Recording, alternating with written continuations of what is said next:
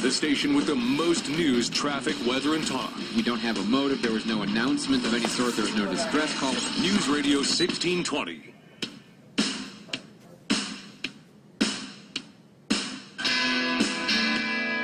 Bo Bergdahl faces life. He could get a life sentence. How likely is that going to be? Why did it take so long to charge Bo Bergdahl?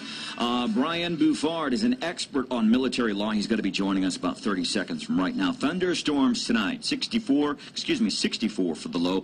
Then from Feel Good Friday through Sunday, looks like sunny skies. Temps are going to be in the 70s. Before we hang out with Brian Bouffard, Cheryl Brandis, she is the mother of Matthew Martinac. Matthew Martinac, he was one of the young soldiers that was killed while trying to find Bo Bergdahl. And kind of here's her reaction to this all. The reaction was that of finding some closure, something that we've been asking for, to find the absolute truth and just get to the bottom of this. So now that Bergdahl has been charged, the mother of one of the guys who was killed looking for him, she says, I feel like this is some closure. We want to get to the bottom of this. So I want to bring in from JAGdefender.com, Brian Bouffard, expert on military law, former U.S. Navy JAG Lieutenant Commander. Brian, welcome into the show. How are you? Brandon, I'm great. Thanks for having me. Hey, you were just in Pensacola. I was there earlier this week doing a court-martial over at NAS Pensacola. Really? What can you tell us what happened? I can tell you justice was definitely all right. Justice was served. So let me ask you this. Why, in your opinion, why did it take so long to charge Bo Bergdahl? I know, we said, well, there's an investigation. It seemed like it's been almost a year. Is that typical that it would take a year to look into something like this and then eventually level charges? A year seems pretty excessive to me. Every case is a little bit different, but I have been struck as this process has gone on, how long it's taken them to get to where they now are today, particularly since a lot of this investigation was actually done back in 2009 when PFC Bergdahl first left his unit. They interviewed all of those witnesses, and while it's certainly important and prudent for the new investigating officer to re-interview those folks, it just seems like there was probably a lot going on behind the scenes that we don't know and probably will never know. Well, here's what I'm wondering, and I'm anxious to see if you're comfortable with offering an opinion on this. Kind of here's my scenario. And just so you know, Brian, I'm not like a conspiracy theory kind of guy. I usually don't buy into that stuff. But here's what I'm thinking. I'm thinking, when President Barack Obama made this trade almost a year ago, he thought he was doing something really good. There had already been suspicions about Bergdahl leaving his post.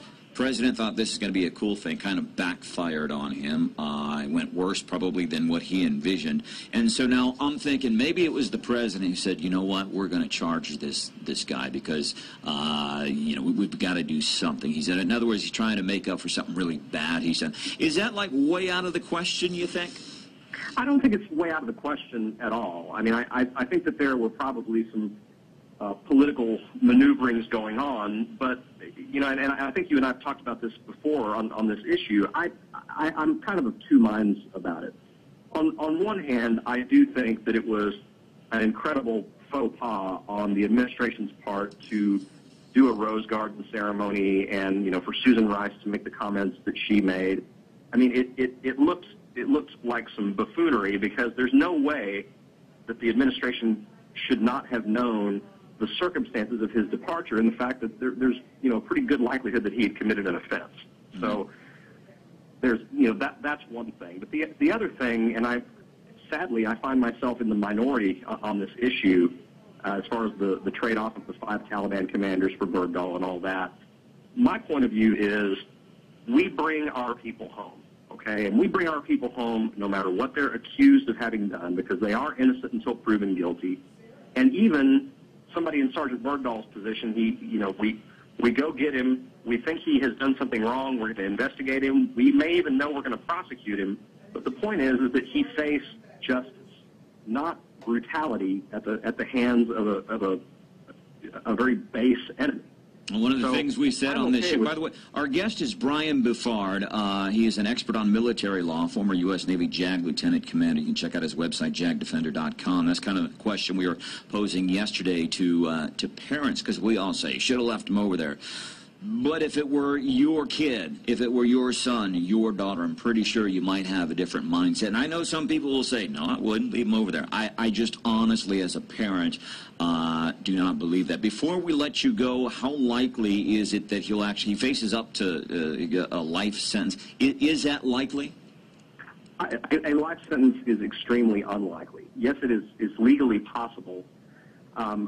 I do know, and certainly it's appropriate, that if it does get all the way to a trial, if he is convicted and he's facing sentencing, it's absolutely appropriate for the sentencer to consider the fact that he spent 5 years in particularly brutal conditions. And I think recently there's been a release of the statement that Sergeant Bergdahl made in writing to General Milley that described the circumstances of his confinement, and they were very severe. So that's going to be taken into account. If you had to ask me to read the tea leaves, I would tell you my gut tells me that this case will not see a trial. I think that it will be resolved without a trial by agreement, and I think that this will end more with a whimper than a bang, so to speak. Very cool. JAGDefender.com. Brian Bouffard, always a pleasure having you on the show.